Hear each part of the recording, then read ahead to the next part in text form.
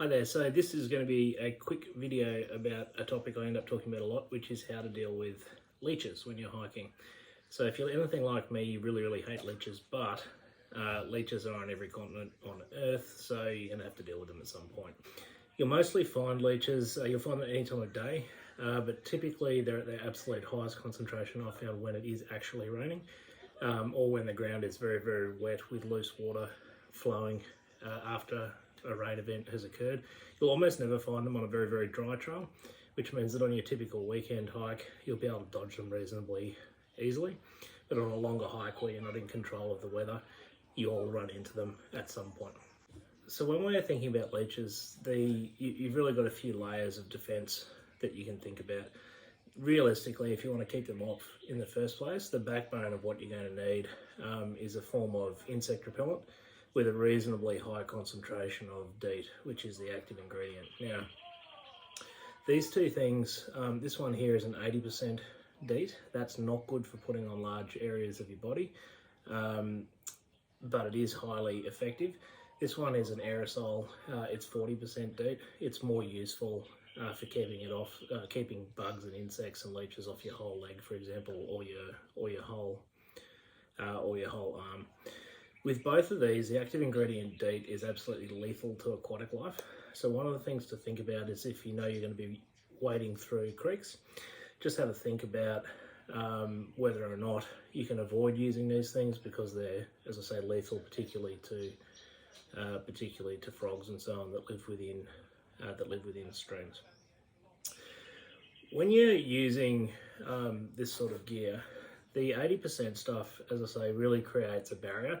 It's not very good for your skin, and you shouldn't use it on any delicate areas, so I wouldn't put this anywhere near my face, for example. But what you can do is use it as a barrier that stops the leeches getting to you in the first place. The way that I do that, good old trusty hiking boot. What I'll do first is put this stuff over my foot before I put my foot into my sock. And before it goes into the boot. Once I've done that, what I'm doing with this is just putting a fine layer around the outside of the boot, around this rim here, all the way around, and again around the collar of the boot and around the tongue. What I've found is that when I've got that in place, leeches will almost never climb up onto the boot in the first place, which means it gives you a pretty solid barrier. Now, the downside of that, as I say, is if you do have to walk through a creek, you're making a decision which has, fairly significant consequences for any frogs and anything that happen to be downstream. Still, that keeps the leeches off me 99% of the time.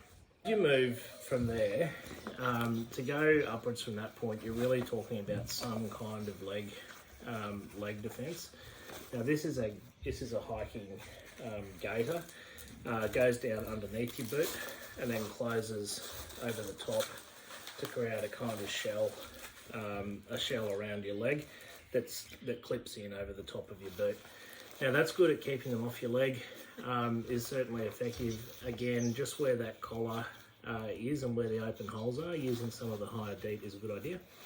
And again, with this one, DEET around just where the top of that comes up to on your calf, or wherever it comes up to on your leg, will just help them stop getting over the top of the barrier.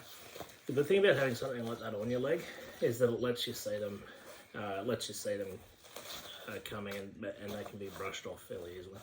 Most places, gaiters are a little bit annoying, and you can find a range of hiking pants that can also have part of the solution built in. So a pair of pants like this one, for example, has a toggle on the inside that enables you to cinch the leg around your boot, or the leg of the trousers around your boot, or around your calf. Anything you can do just to cinch that leg really helps stop any kind of insect or other thing getting in. These ones also happen to be over trousers, so they can go over the top of your other gear, but they do get very hot to walk in. If you do end up with a leech on you, they'll drop off after a while. It's not uncommon to see people with some blood running down the back of their leg, or where they've had a leech on their calf. You don't need to treat that with anything more then a little bit of disinfectant of some sort, and a band-aid. Often the band-aid's not even going to be required by the time that you notice it. If the leech is still on and you want to get it off, the current recommended practice is to get a blunt object like the back of a knife or something like that, and just to scrape the leech off along the skin. Now that on the surface of it, sounds fairly reasonable. There's a couple of challenges I found with that. Number one, the only bladed blunt object that I have when I'm hiking long distance is the single utensil that I have for eating my dinner, and frankly I'm not really that interested in scraping leeches off my leg with my dinner fork. The other ways that you can do it that I found to be highly effective is just carry a small packet of salt in a Ziploc bag. A couple of grains of salt on a leech will cause it to jump off immediately and fall away. You'll still need to put at that point it will bleed a little, you'll still have to put the band-aid on or whatever you need to do. But that's a way to do it as well. Now the reason the scraping off is recommended over doing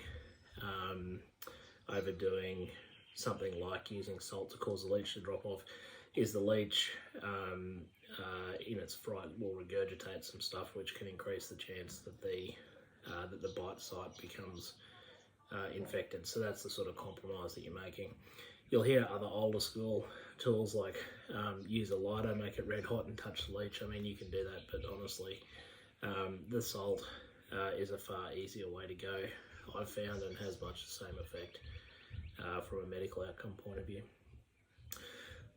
So there's a whole range of ways that you can deal with it. What works best for me, 80% DEET on my foot before my sock goes on, 80% DEET around the rim and the collar of the boot, and if I want to do more than that, I'll put on a gaiter, whether it's connected into a pair of trousers or whether it's a strap-on gaiter, and in that case you're using the lower concentration kind of aerosol, if you like, insect repellents just to keep it off the bigger limbs. Don't use the 80% DEET on entire limbs, don't use it on delicate areas, so you're going to be carrying a couple of different things to deal with this. Leeches aren't fun. Over the years I've found ways to keep them off me almost entirely.